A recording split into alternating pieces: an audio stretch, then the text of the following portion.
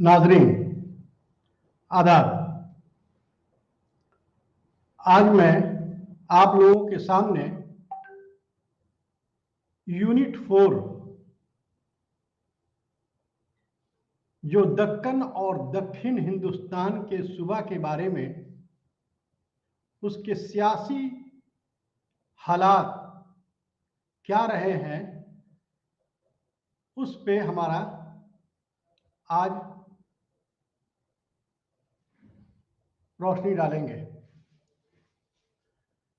नाजरीन, हम और आप जानते हैं कि हिंदुस्तान का ये दक्षिणी इलाका जो सिर्फ चंद्रगुप्त मौर्य के यानी कि मौर्य वंशों ने जो हुकूमत किया, उसके बाद गुप्त हुकूमत में समुद्रगुप्त के ज़माने में कुछ इलाके में वहाँ हुकूमत किया। उसकी वजह यह थी कि जो साउथ का जो इलाका था वो वहाँ पे 3-4 बड़ी नदियाँ उनको क्रॉस करने के बाद ही वहाँ पर जाया जा सकता था। एक रावी नदी हो गया, नर्मदा नदी हो गया, कृष्ण नदी हो गया। ये सारे नदी ऐसे थे कि जहाँ पर उत्तरी हिंदुस्तान से किसी भी बादशाह को वहाँ पर हुकूमत करना आसान नहीं था। लेकिन ये जो उत्तरी हिंदुस्तान दक्षिणी हिंदुस्तान का जो इलाका है, 100 से लेकर 1200 ईस्वी तक सियासत का बहुत बड़ा दौर रहा। और यही वजह है कि हिंदुस्तान के दक्षिणी हिस्से को हिंदुस्तान में सॉदर्न इंडिया के नाम से यानी कि दक्कन साउथ के नाम से भी जाना जाता है। जुनूब हिंदुस्तान में सियासी जो हालात थे वो हालात, या हम कह सकें कि हुक्मरान जो बहुत ही अहमियत के हामिल थे, वो चालुक्य, पल्लव, पांडे, राष्ट्रकूट, चोल और सातवाहन, ये सब सारे ऐसे जो थे जो वहां पर हुकूमत कर रहे थे। और साउथ का हिस्सा जो था वो आज का महाराष्ट्र, कर्नाटक, जनूबी कर्नाटक, तमिलनाडु और बॉम्बे का इलाका जो महाराष्ट्र का इलाका है, वो सारे ऐसे जो थे जो वहां पर इन हुक्मरानों के जरिया हुकूमत कर रहे थे। लेकिन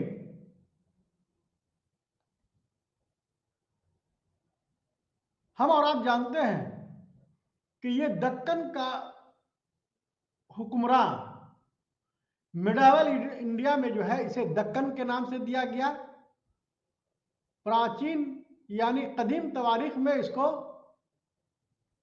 दक्षिण यानी कि दक्षिण का हिस्सा जो है कहलाया गया। बाद में उसको विंध्य के नाम से किया गया, क्योंकि वो जो इलाका जो था वो जो है पहाड़ों का इलाका था।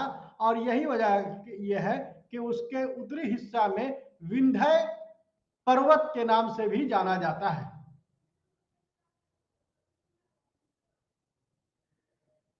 दक्षिण में मौर्यों और गुप्तों का, मैंने इससे कबल भी बताया था कि ये लोग हुकूमत जो है किसी न किसी शक्ल में कर रहे थे, लेकिन वहां पर जागीरदाराना निजाम उन लोगों ने हासिल कर रखा था। जागीरदाराना का मतलब फ्यूडलिज्म थे, यानी कि जिसे सामंती मतलब कह सकते हैं कि सामंती था कि वहां से लोग उसको टैक्स दिया करते थे, महसूल दिया करते थे, और देने के बाद जो है जो जहां पर कबीलाई या जो जागीर थे वो अपना वहां पर हुकूमत करते थे, लेकिन उसका इंतजाम जो है वो किसी न किसी शक्ल में वो जो सेंट्रल का जो राजा होता था वही ये करते थे। लेकिन बाद में चोलाज, चेराज, पल्लव, पांडे, ये सब सारे जो है शुरुआती दौर में 3 से लेकर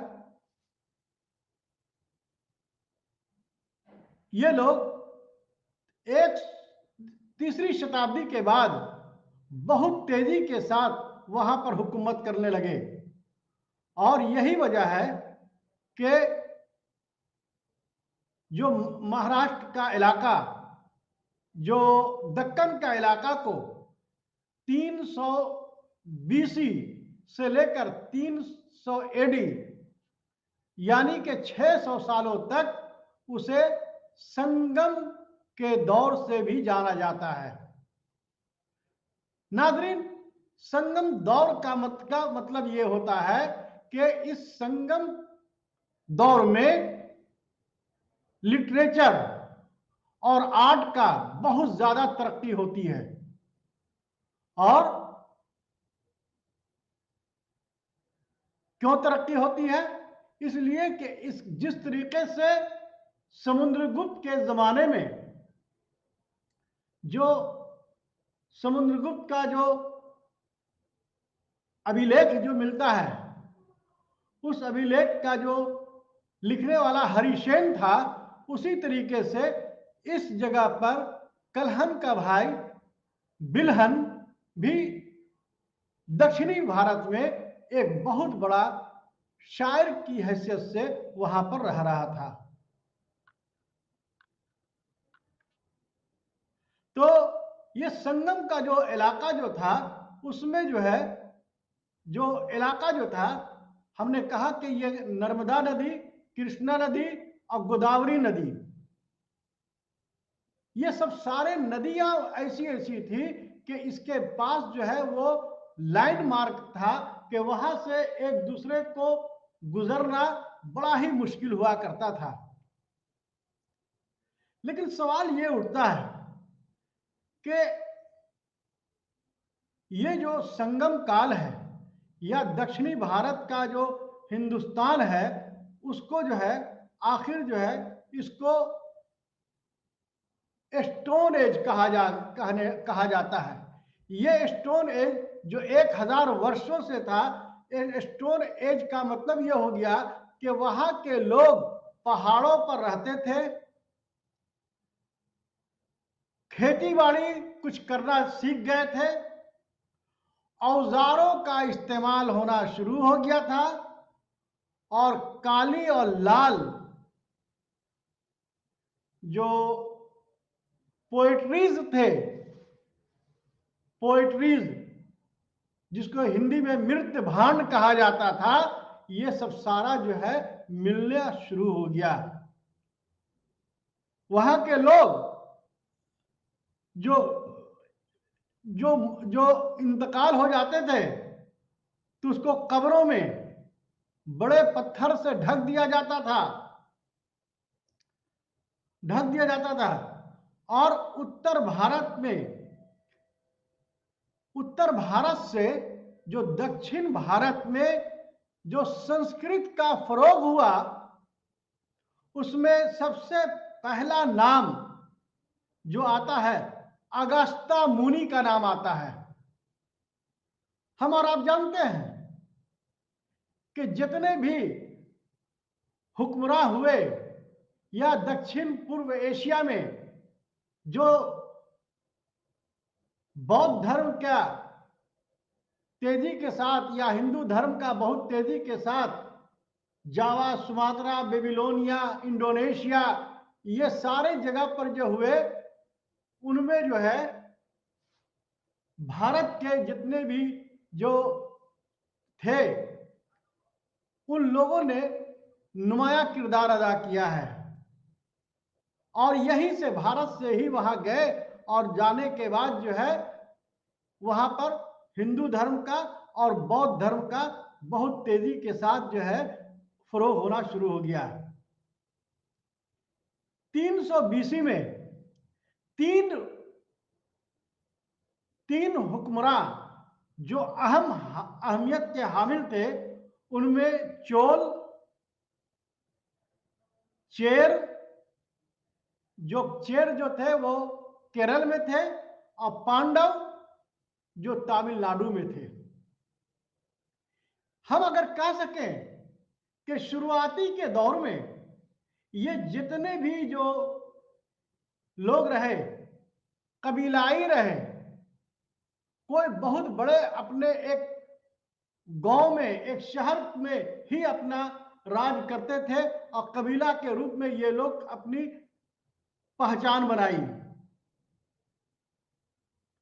अब सवाल ये उठता है कि किसी भी तवारीख को समझने के लिए हम कैसे समझें कि दक्षिण भारत का इतिहास या तवारीख 1200 वर्षों तक बहुत ही अहमियत के हामिल थे, इसलिए कि उस वक्त जो है लिखने पढ़ने की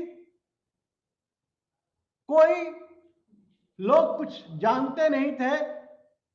तो इसके लिए सबसे पहले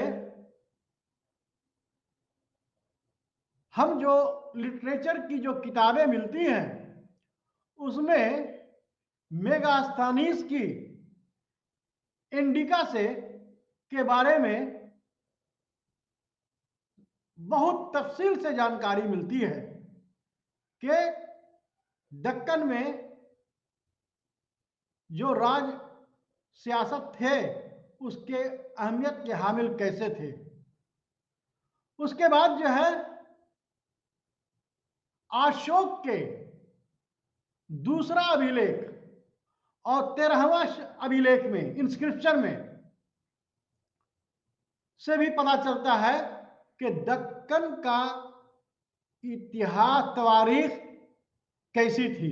यानी कि ये सारी बातें जो कही जाएंगी या कही जा रही हैं उसको बगैर हम लिटरेचर के हम नहीं कह सकते हैं। इसके बाद जो है अशोक के जमाने में कलिंग की लड़ाई हुई थी जो उड़ीसा में हुई थी। उसका जो राजा था उसका नाम था खारवेल। उन्होंने भी एक इंस्क्रिप्शन खुदवाया था जिसका नाम है हाथी गुफा अभिलेख। ये सारी चीजों के बारे में दक्कन हिंदुस्तान के दक्षिणी हिस्से में जो हुक्मरानों की तवारीख को बहुत उजागर करती है। उसी तरीके से संगम दौर जो 300 बीसी से 300 एडी तक जो कायम था 600 वर्षों तक, उसकी तवारीख जो मौर्य काल के शासन में 150 बीसी तक जो मिलते हैं, और जो तमिल शायरों के जरिया जो बैठक काउंसिल होती थी, हम और आप जानते हैं जिस तरीके से बौद्ध धर्म में जो काउंसिल हुआ करते थे, 4 काउंसिल हुए, उसी तरीके से संगम दौर में भी 3 काउंसिल हुए। काउंसिल का मतलब बैठक करना, संगोष्ठी करना, या नहीं तो मीटिंग करना। किस लिए? कि किसी खास मौजू पर एक बहस होती थी। यही वजह है कि पहला काउंसिल जो हुआ वो मदुरई में हुआ, जो पांडव राजवंशों में था। पांडव राजवंश मदुरई में हुआ, जो जिसकी जानकारी अगस्ता, श्री अगस्ता के सदारत में हुई। दूसरी जो हुई संगम की जो बैठक हुई, काउंसिल हुई, वो अलय या उसे काट कपाट कूरम, कपाट कूरम कहते हैं।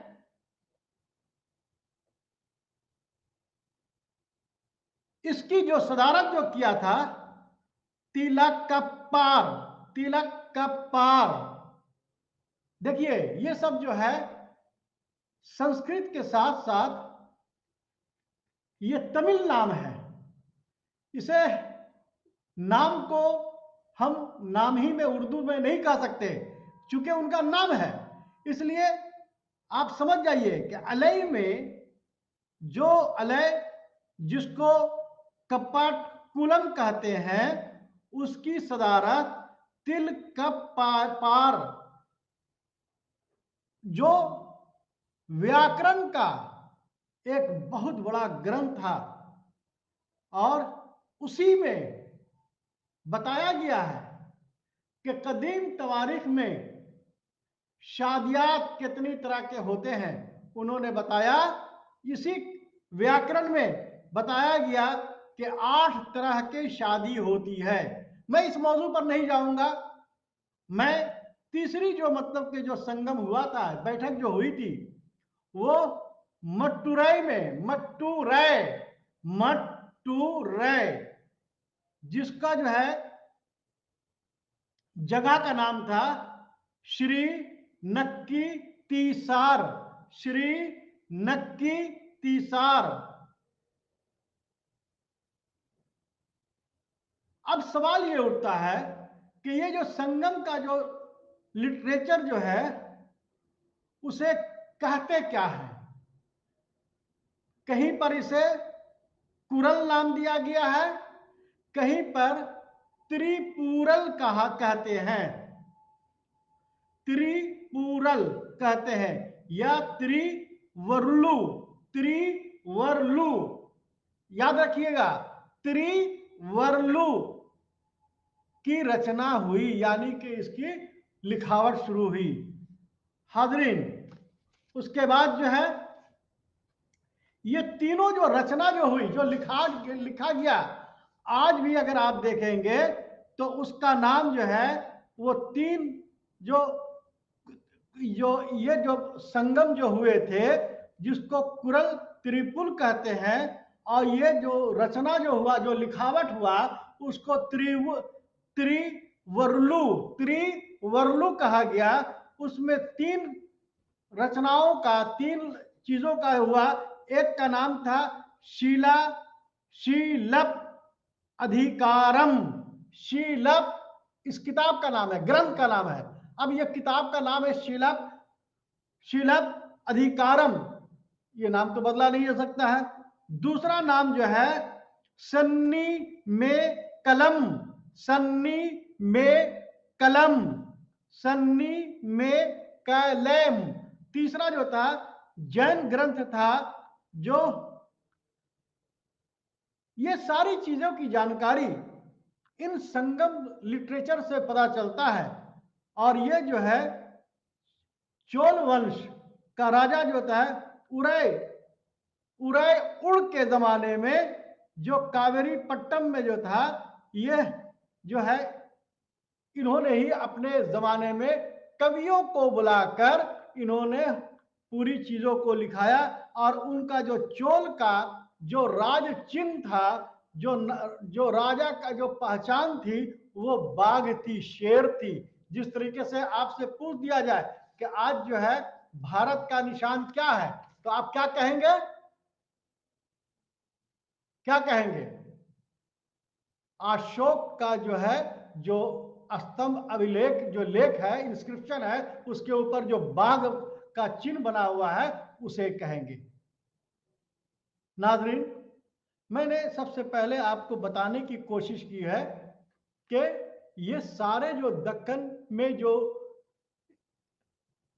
जो राजा थे, उनकी क्या हैसियत थी। अब सवाल ये उठता है कि जो दक्षिणी भारत में जो इलाका है वो इलाका करीब करीब पांड्य, पल्लव, चेर, चालुक्य, राष्ट्रकूटाज, वकाटक, ये सारे जगह ये सारे जो है छोटे छोटे शासक हुए हैं। इनमें से कुछ कबीलाई भी हुए हैं और कुछ मजबूत शासक हुक्मरान भी हुए हैं। लेकिन हम अब आपको ये बस इख्तिसार में ये बताना चाहेंगे कि जो महाराष्ट्र का जो हिस्सा जो है जिसको विदर्भ करते हैं, वहां पर वकाटक हुकूमत जो है हुकूमत कर रही थी। उनकी दो शाखा बन गई, एक पूरब और एक दक्षिण।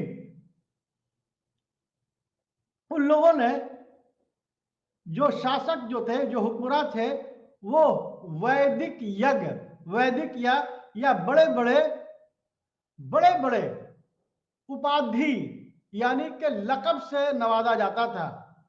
और ये लोग जो है, इन लोग जो है वकाटक जो हुक्मरान जो थे वो शांति प्रिय थे, अमन वाले शासक थे। और जब अमन वाले शासक हो गए तो जाहिर सी बात है कि वहां पर लिटरेचर का, आर्ट का फरोग होगा। उसके बाद कर्नाटक, उत्तरी कर्नाटक जिसे कन्नड़ कहते हैं, उसमें जो है चौ ओ छोटा सूबा बनाया जो 4 सदी तक हुकूमत करता रहा। और कदम्बों के जरिया एक हुक्मरान गुजरा है जिसका नाम कदम्ब है, के जरिया उसे जवाल देखना पड़ा। उसके बाद जो है मयूर सम्मन एक हुकूमत हुई जो कांची के हिस्से में हुकूमत कर रही थी। ये सब सारे जितने हुक्मरान रहे हैं, ये सारे जो है ब्राह्मण धर्म को फरोग काफी दिया। यही वजह है कि इन्होंने इंस्क्रिप्शन वगैरह जो है बहुत ज्यादा उससे पता चलता है, जैसे वेगी, करलू, ये सब सारे जो है। इसमें से सबसे ज्यादा जो थे 440 से 60 तक मधुवर्मन हुकूमत किया, जो उस जमाने में घोड़ा का यज्ञ, जिसे हिंदी में अश्वमेघ यज्ञ कहते हैं। मैंने आपको पहले भी बताया था कि यह अश्वमेघ है क्या। अश्वमेघ, राजमेघ, वाजपेयी मेघ, इसका मतलब यह हुआ कि तीनों जो थे वो राजा जो है अपनी शक्ति का प्रदर्शन करता था। आज भी 26 जनवरी या 15 अगस्त के मौके पर राज यज्ञ, इसका मतलब यह हो गया कि राज का उसको प्रदर्शन करना कि मेरे पास ये औजार है, ये सामान है, ये टैंक है। यानी कि लोगों को उसी तरीके से उस जमाने में भी 3 तरह के जो है यज्ञ होते थे और इस यज्ञ का जो है बहुत ही अहमियत का हामिल था। उसके बाद जो है मधुवर्मन ने, वो ब्राह्मण धर्म का मानने वाला था और उसने जो है 7वीं सदी में चालुक्य को दक्कन में लगातार वहां पर हुकूमत करता रहा। उसके बाद दक्षिणी कर्नाटक में एक खानदान की शुरुआत राजा मग कहलाता था। जो राजा बादशाह होते थे वो राजा मग कहलाता था। बाद में गंगावाड़ी कहलाने लगा और ये इलाका पहाड़ी का इलाका था, खेती का काम नहीं होता था। इस इलाके में पल्लव और चालुक्य हमेशा लड़ाई करते थे। उसी तरीके से दक्षिण हिंदुस्तान की सियासत में एक अहम मुकाम हो गया।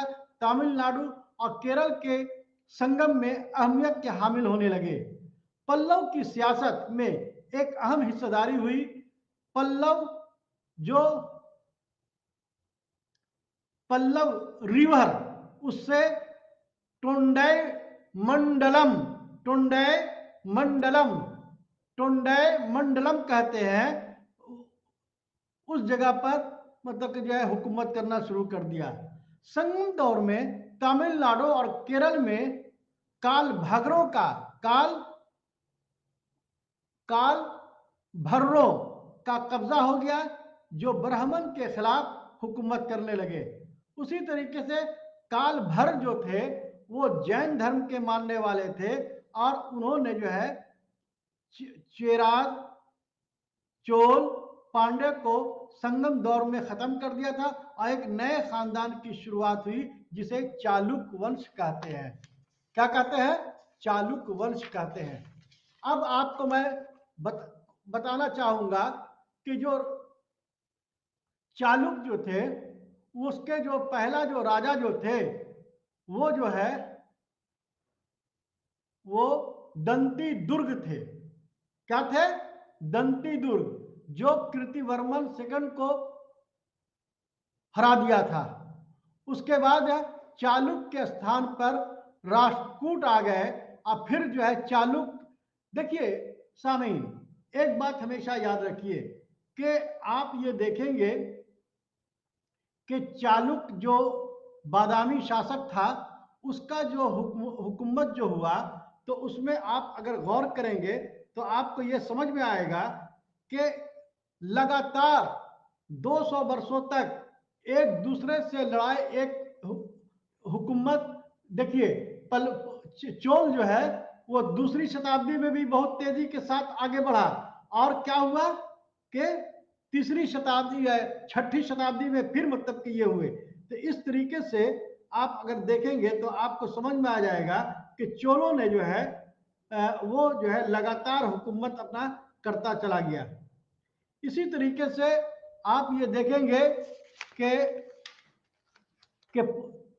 पुलकेश उसमें जो है सबसे ज्यादा जो मतलब कि जो हुकूमत जो मतलब कि ये हुआ वो हुकूमत जो है वो बादामी मतलब कि जिसको जो है चालुक्य शासन कहते हैं उसका पुलकेशिन प्रथम था, जो 535 से लेकर के 566 ईस्वी तक राज किया। पुलकेशिन की उपाधि जो पुलकेशिन ने अपने लक़ब में हमेशा महाराज सत्याश्रय, सत्याश्रय यानी कि सत्य बोलने वाला, उसके बाद रण विक्रम, ये उपाधि है उनका। रण विक्रम यानी कि ये लड़ाई के दिनों में जीत हासिल करने वाला। तीसरा जो लक़ब उसने हासिल किया था उसका नाम था पृथ्वी वल्लभ, पृथ्वी वल्लभ।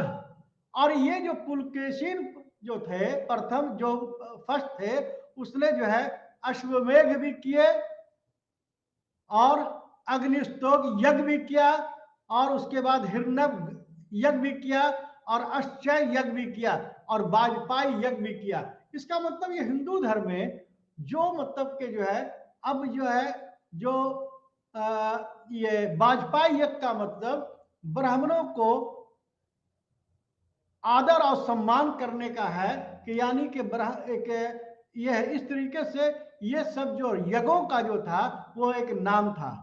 पुलकेशिन ने अपनी राजधानी के लिए वातापी, जिसको बादामी भी कहते हैं, बादामी में ये किया। इसके बाद जो है मंगलेश आए। मंगलेश जो है उनका जो ये हुआ 568 ईस्वी से लेकर के 610 ईस्वी तक शासन किया।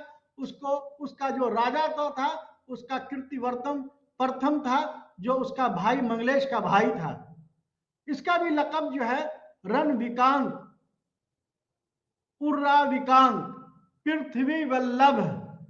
और ये भी जो है जो ये तमाम लोग ब्राह्मण धर्म के मानने वाले थे और उसमें सबसे ज्यादा मंगलेश जो थे वो भागवत धर्म का जो शिव का भक्त था, शिव का मानने वाला था। इसने जो विजय हासिल किया 602 ईस्वी में कलचुरी के बौद्ध राजा विजय और रेवती द्वार पर अधिकार कर लिया, यानी कि कब्जा कर लिया।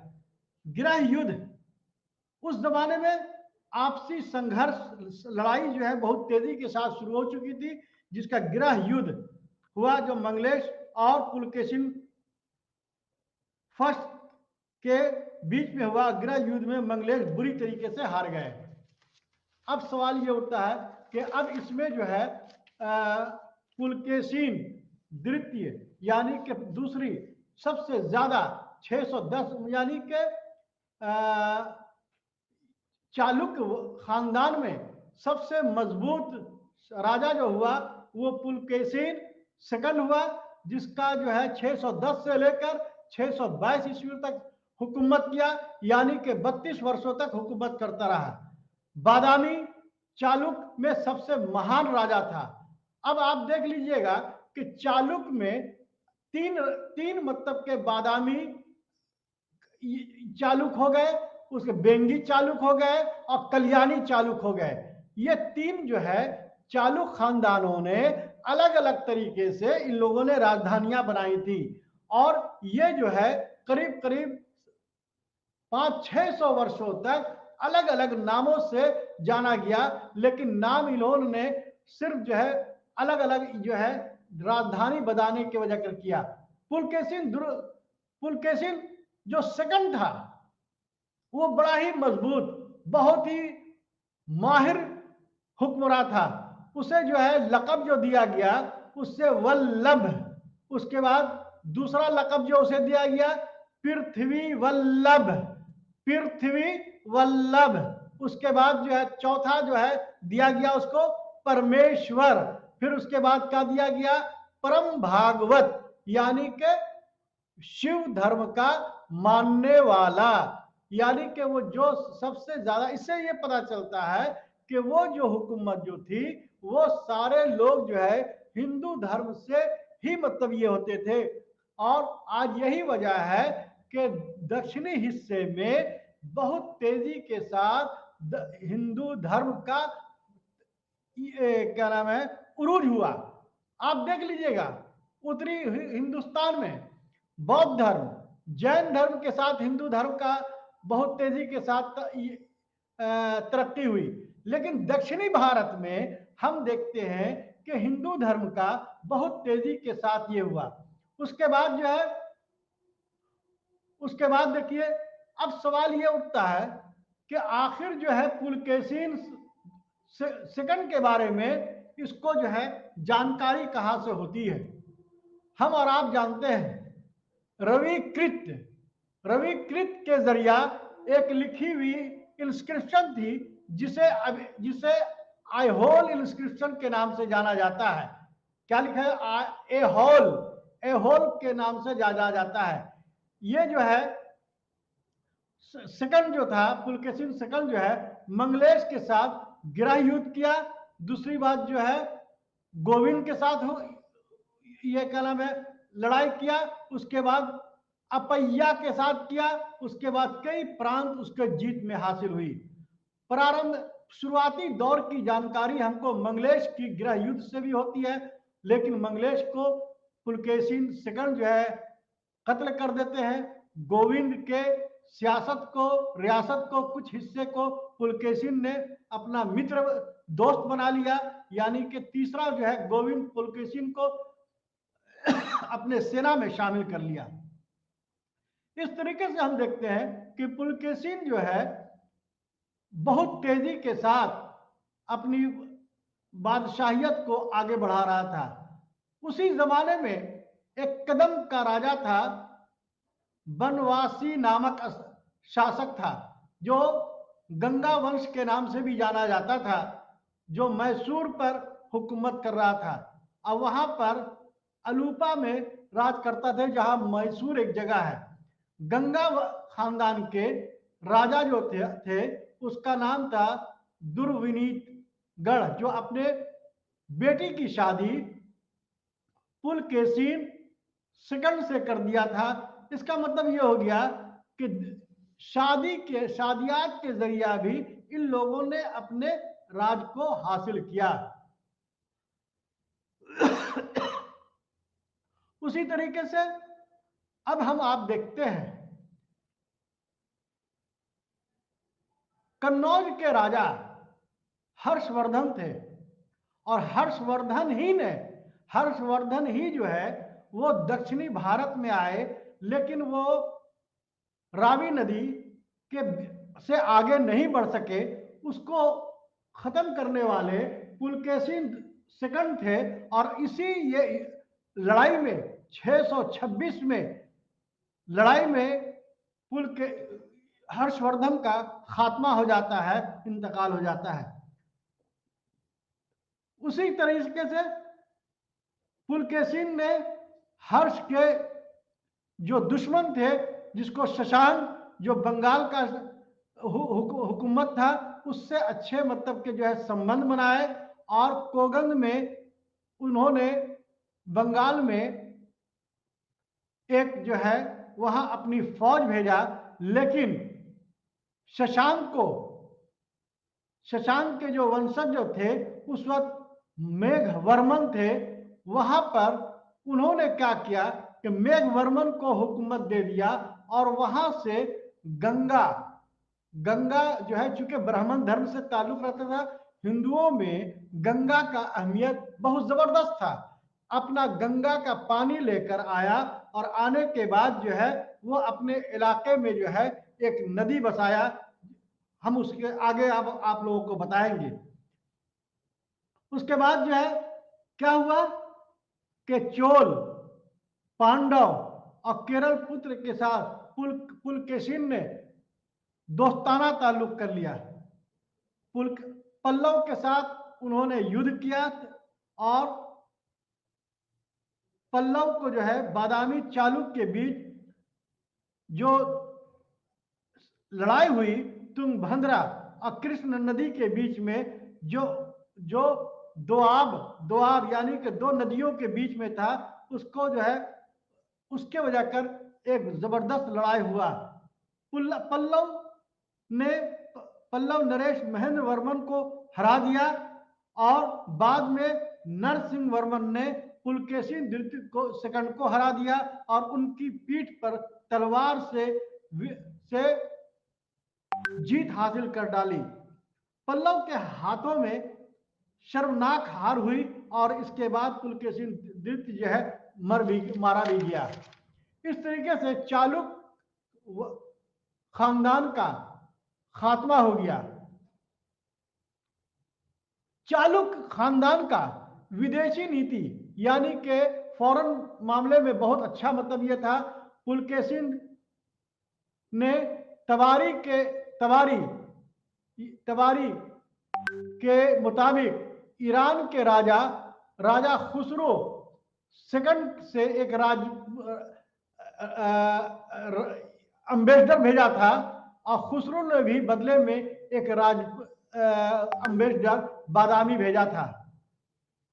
बाद में इसके जो है विक्रमादित्य प्रथम जो हुए, पल्लव से किसी तरह बादामी से छुड़ाकर विक्रमादित्य प्रथम ने चालुक वंश के कुछ क्षेत्र में राज कायम किया। इसी तरीके से हम देखते हैं कि पुलकेशिन सेकंड के जमाने में एक रविकृति से संस्कृत जुबान को बहुत उरूज दिया। उसके बाद अजंता के गुफाओं में जो चित्र बना हुआ आज देखते हैं, वो पुलकेशिन के जरिया ही बनाया गया। अजंता एलोरा जो आपका जो है जो बनाया गया था, वो पुलकेशिन सेकंड ही ने बनाया था। विक्रमादित्य के अब ये चालुक्य की जो वाइफ जो थी, पटकल में एक शिव मंदिर बनवाया था। पटकल में एक शिव मंदिर बनाया था। पल्लवों से बराबर हार के वजह कर इस चालुक्य राजा की खात्मा हो जाती है, और राष्ट्रकूट दंतिवर्ग ने जो है हरा दिया था। कुछ समय के बाद जो है यह बहुत तेजी के साथ जो है आगे बढ़ा। अब आप देखेंगे तो उसके बाद जो है आपको पल्लव जो है जो खानदान जो था वो 350 से लेकर के 800 एडी था। पल्लव वंश को, खानदान को वृक्ष यानी कि दरख्त की टहनी भी कहते हैं। दूसरे में जो है उसको लता लता या नहीं तो उसको कुछ लोग डाकू भी कहते हैं। इसकी राजधानी जो थी वो कांची में थी, कांची, जो उस जमाने में तालीम का एक अहम मरकज था। इसके जो कायमशुदा जो थे वो सिंह विष्णु थे, और सिंह विष्णु ने 300 से लेकर 600 ईस्वी तक, यानी कि पल्लव खानदान ने 600 ईस्वी तक पूरे भरपूर तरीके से हुकूमत किया, और 200 के बाद जो है उसका खात्मा हुआ। मजबूत तवारीख देखने के बाद इससे यह समझ में आता है कि इसका जो है सही कायमशुदा जो हुक्मरां होगा वो सिंह विष्णु वर्मन था, जो 600 ईस्वी के बाद आया, जो ब्राह्मण जाति का था। कुछ तवारीखदारों का कहना है कि 575 से लेकर 600 तक इन्होंने हुकूमत किया, और ये बड़े बड़े लकब से नवाजे जाते थे। उस लकब में जो है जो पुत्रियायन, अवंती सिंह, कलपरो, पांड्यों और चालुक्य को भी हराया। इनके हुकूमत में नाज़रीन हम देखते हैं कि जितने भी हुक्मरान होते हैं तो अपने अपने हुकूमत में बड़े बड़े शायरों को, कवियों को, पोएट को रखते हैं। उसी तरीके से आप अगर हम देखते हैं पल्लव वंश के सिंह विष्णु वर्मन ने भी एक बहुत बड़ा महान शायर जिसका नाम था भारवी, इनके जरिए जो एक किताब लिखी गई उस किताब का नाम था किरता अंजुमियन। नोट कर लीजिए, भारवी जो किताब जो शायर था उसका नाम है, और उसके जरिए जो लिखी हुई किताब है उसका नाम है किरता अंजुमिनियम। इसका मतलब ये हो गया कि विष्णु गोप जो है वो कांची का मतलब यानी कि आज का केरल का वो बादशाह था। पल्लव वंश जो है 2 नदियों के बीच में वो हुकूमत कर रही थी। एक का नाम था मिनाली नदी और दूसरे का नाम था कावेरी नदी। जो कावेरी नदी जो है वो कहाँ है? कांची में है। आज का जो मतलब एक बहुत बड़ा बंदरगाह है। अब आप इससे जो है आप समझ में आ जाएगा कि बंदरगाह रहने का मतलब यह है कि वहां पर वो धार्मिक और उसको जो है वो संस्कृत के उरूज में बहुत नुमाया किरदार अदा किया है। उसमें एक धार्मिक जो मजहबी जो नाम थे माल ललपूरम, जिसको संस्कृत में कहा जाता है। ये जो है अश्वत्थामा का वंशज मानते हैं। इसको किसको मानते हैं? ये जो पल्लव वंश के जो शासक हुक्मरान थे वो अश्वत्थामा खानदान का मानते हैं। हरिद्वार का ये ब्राह्मण हुआ करते थे जो वहां पर जाके माइग्रेट होने के बाद पल्लव वंश का प्रतीक बना। और हर शासक का अपना अपना एक प्रतीक होता है, निशान होता है। उसका जो है बैल था, जो आगे चल करके उसको शिवलिंग, बाद में शैव और वैष्णव का मानने वाला शुरू हो गया। इसकी तवारीख जो है, कदीमी तवारीख जो है 300 ईस्वी से मिलता है, जो शक पल्लव पार्थियन के नाम से जाना जाता है। इसके बाद जो है शक सातवाहन, जो जूनागढ़ अभिलेख जो गुजरात, सौराष्ट्र के गुजरात में है, उसका गवर्नर सुविशाख पल्लव वंश की को कायम करने वाला राजा वकाटक वंश खानदान को मानते हैं। सातवाहन खानदान के सामंत पुलकेशिन सेकंड सबसे मजबूत शासक और हमेशा पल्लवों से संघर्ष चलता रहता था। पल्लव और पुलकेशिन के बीच में नर्मदा नदी के किनारे कांची में नागवंश की शासन में कलभरों के द्वारा घिर गया। उसके बाद जो है महेंद्र वर्मन 600 से लेकर 630 ईस्वी तक वो हुकूमत करता रहा। वो एक बहुत बड़ा ये संगीत क्या नाम है, ये म्यूजिक का बहुत बड़ा रसिया था। म्यूजिक बहुत अच्छा मतलब कि ये होता था। उसके बाद जो है उसका जो गुरु जो था वो जो है रुद्राचार्य, जो उस वक्त का महान बहुत बड़ा कवि था। और वो जो कवि जो था वो जैन धर्म को मानने वाला था। इसका मतलब यह हुआ कि दक्षिण भारत में जो शैव धर्म का, विष्णु धर्म का, भागवत धर्म का और ब्राह्मण धर्म बहुत तेजी से बढ़ रहा था, यहां पर आकर के महेंद्र वर्मन ने वो जैन धर्म को मानने लगा। इसके बाद जो है उसकी जो एक लिखावट जो है, जो किताब है, उसका नाम है मता विलास परसन, मता ली मता विलास परसन, जिसमें सुबह का जुडिशियरी और वहां का एडमिनिस्ट्रेशन का, और उसमें जो है जो बहुत सारी बुराइयां थी उसमें सारी चीजों की जानकारी मिलती है। किसमें? मताविली प्रसन्ना में। ये सारे जो है ये इस हुकूमत में या इस किताब में ये भी पता चलता है कि वहां पर बौद्ध धर्म का बहुत ही मजाक उस किताब में मतलब कि उड़ाया गया है। उसके बाद जो है ये जो महेंद्र वर्मन जो थे वो जो वहां पर उस वक्त का फकीर, जिसको संत अपार के प्रभाव से बाद में फिर शैव धर्म को मानना शुरू कर दिया। वो बहुत बड़ा नाटककार भी था। उसके बाद लिटरेचर का भी ये था। आर्ट एंड आर्किटेक्चर पर बहुत उसकी महारत थी।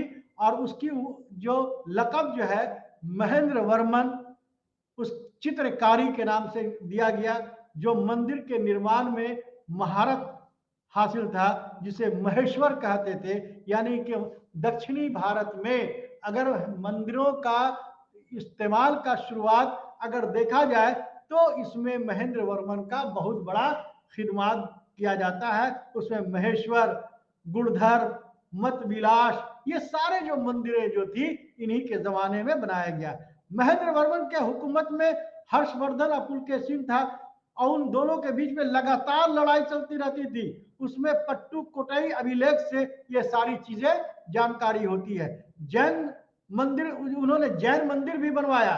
सह परिवार का त्रिगान करा, वो सभी परिवार का यानी पूरे खानदान का लोग उस मंदिर में जो है नक्काशी यानी के चित्र बनाया सुना। और जो दलवीर देवता जो थे बगल में उनको रखा। यानी कि उस वक्त का जो हुक्मरान जो हुआ करते थे वो अपने खानदान के साथ अपने भगवान को भी वहां पर दिखाया करते थे, ताकि उससे ये समझ में आए कि ये जो है इनके ये। उसके बाद जो है नरसिंह वर्मन, उसने भी जो है अपना लक़ब जो है महामल, जिसको महामल का मानी होता है कि वो पहलवान था। और वो जो है पहलवान था और वो जो है मामल शैली, यानी कि मामल शैली एक शैली होती है, उसकी शुरुआत किया। वातिफ कौन राजधानी पुलकेशिन को राजधानी बनाया। उसके बाद जो है महेंद्र वर्मन जो है हुकूमत किया, जो बहुत बड़ा जो उसे जो है विद्या विनीत उपाधि हासिल की। संस्कृत का बहुत फरोग किया। उससे मालपुरम में मंदिर, गणेश मंदिर का जो ये तामीर करवाया। उसके बाद नरसिंह वर्मन सेकंड जो 695 से 722 ईस्वी लंबा शासन किया, उसका जो है उसने भी अपना लक़ब जो है परम शिव का उपासक माना जाता है। शंकर का ये मानने वाला था और आग्रम प्रिय कहलाता था। शिव का अवतार बोलता था और वो कामदेव की तरह सुंदर वाला परम भागवत, यानी कि तमाम खूबियां उस महेंद्र नरसिंह वर्मन, नर के मानी होता है आदमी और सिंह के मानी होता है बहादुरी के। इसका मतलब ये हो गया कि ये बहादुर पहलवान शख्स था। उसने जो है गोंडैपुरम में एक बौद्ध विहार बनवाया, जिसे बौद्ध विहार के नाम से जानता है। आज उसे पगौड़ा के नाम से पगौड़ा कहा जाता है। नरसिंह वर्मन का यहाँ से जो है वो जवाल का वक्त शुरू हो जाता है। इस तरीके से ये जो है इसका समाज जो है ब्राह्मण धर्म, शैव धर्म, विष्णु धर्म को फरोग देने में नुमाया करना, ब्राह्मणों को भूमि ये क्या नाम है दान में दिया जाता था, जिसे बगोदय ग्राम कहा जाता था, और जो जो क्या नाम है टैक्स से फ्री होता था। और उसने अश्वमेघ यानी घोड़े दौड़ाए थे, और उसने यज्ञ करवाया था। शिक्षा और लिटरेचर में उनका बहुत बड़ा ये है, संस्कृत भाषा को फरोग देने में इस राजा का बहुत बड़ा ये रहा। उसी तरीके से आखिर में जो है पांडे के जो है मानी होता है पुराना शहर, पांडे के मानी होता है वृष यानी बहादुर से जानने वाला। पांडिस खानदान की जानकारी बहुत कम मिलती है, लेकिन कात्यायन के भाष्य और रामायण के पांडवों की चर्चा इसमें मिलती है। पांडव वंश के मुताबिक बुद्ध के समय पांडे राजकुमारी श्रीलंका से विवाह किया था। उसका जो है इसकी जानकारी हमें अर्थशास्त्र के कौटिल्य से, मेगास्थानीज के इंडिका से, के अभिलेखों से भी होती है। कलिंग के राजा खारवेल के हाथी गुफा से भी जो है पांडव वंश की जानकारी होती है। पांडव वंश के जो जानकारी होती है। एस्ट्रेबो के ने पांडवों में तोहफा के साथ दूध, जो रोमन अगस्टस सीजर जो उस जमाने में जो है ये थे, वहां पर अपने दूध को भेजा था। पेरिप्लस और टॉलमी के अनुसार मैदुर में राजधानी थी। पहला जो इसका हुकूमत जो शासक जो था, हुक्मरान था नेंदु छेलियन, जो 2री से 3री शताब्दी ईस्वी तक क्या, वो बहुत ही बहादुर था। वो बहुत ही जो है बहुत ताकतवर था। 4 से लेकर 6 सदी तक ये पल्लवों को हरा कर ये अपना हुकूमत किया। मैदुर में इसकी राजधानी थी। इसको जो है बाद में इसको तोड़ मंडलम कहा जाने लगा। दूसरा जो हुकूमत जो थी उसे जो है कहा जाता है कांदुगेन, जो 7वीं में शासन करने लगा, जो पल्लवों के सामंत के रूप में, सामंत की शक्ल में शासन कर रहे थे। अरि उसके तीसरा जो हुकूमत जो पांडव का जो था हुक्मरान था, उसको अरि किशेवरी, जिसे भार वर्मन के नाम से भी जानते हैं। ये बहुत ही जो है बहुत मजबूत हुकूमत था, और ये शैव धर्म के मानने वाला था। ये इंस्क्रिप्शन के द्वारा राजसिंह के मुताबिक नंदी वर्मन पल्लव वम्मल को बुरी तरीके से हराया।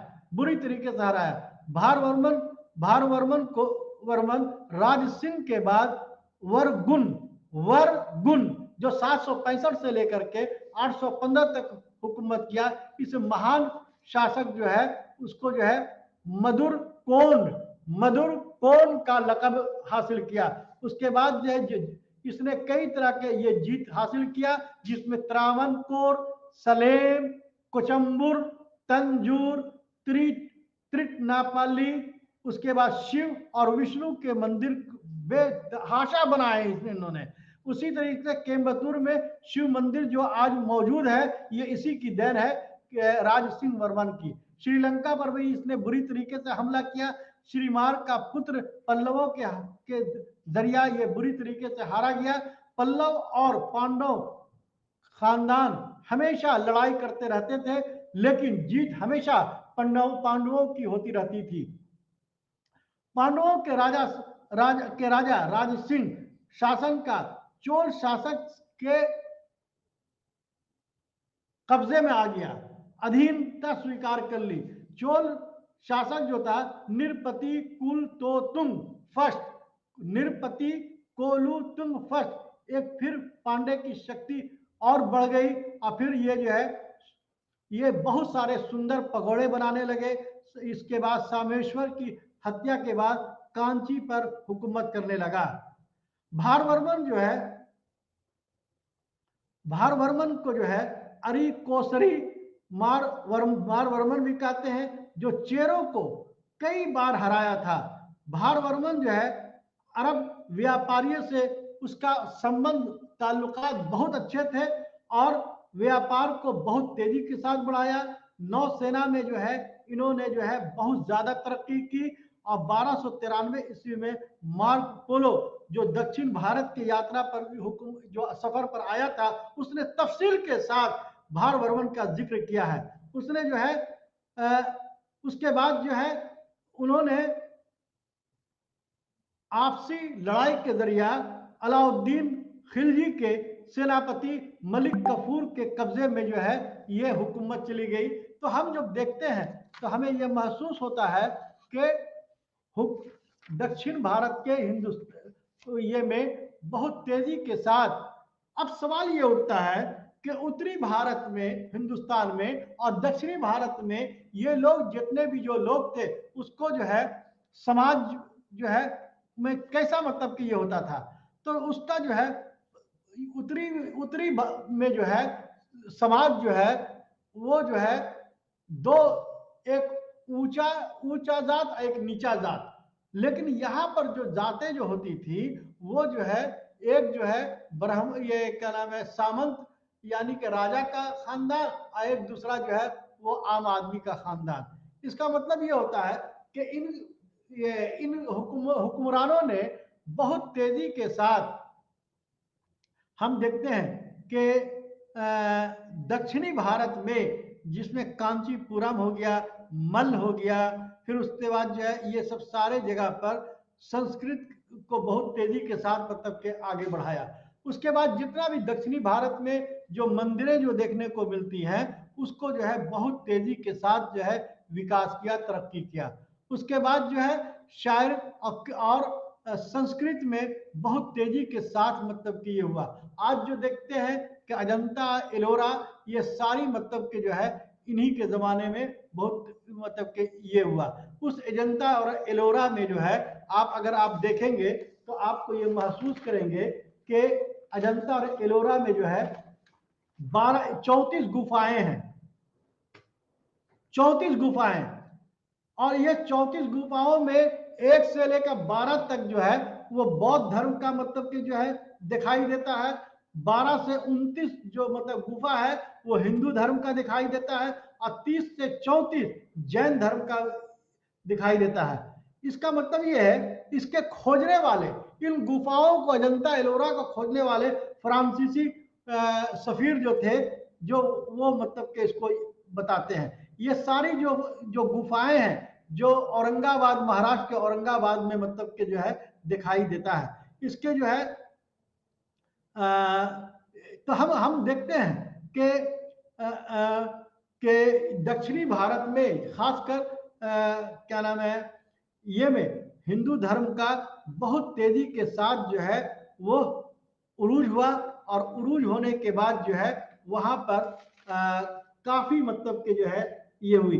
और सबसे बड़ी बात यह है कि दक्षिणी में भारत में होने के बाद जो है जितना ये जितने जो है आज जो देखते होंगे कि नौसेना का जो मतलब कि ये है या पानी का जो ये क्या नाम है पानी के जरिया जो ये जो होता है कश्ती के जरिया जो व्यापार जो होता है वो बहुत तेजी के साथ जो है उरूज में आया। और यही वजह है कि इस हुकूमत का बहुत तेजी के साथ जो है ये उरूज हुआ। और सबसे बड़ी बात यह है कि पुलकेशिन जो है और जितने भी जो शासक जो उत्तरी भारत हिंदुस्तान के जो हुए उत्तरी हिंदुस्तान के जो हुए वो सारे लोग जो है दक्षिणी भारत हिंदुस्तान में आने से बहुत गुरेज किया। लेकिन दक्षिण में जो भी हुक्मरान रहे चाहे वो छोटे हुक्मरान रहे या बड़े हुक्मरान रहे उन्होंने अपनी जिंदगी को बहुत ही जो है मजबूती से और बहुत ही लिटरेचर में आर्ट में कल्चर में तरक्की दी। शुक्रिया।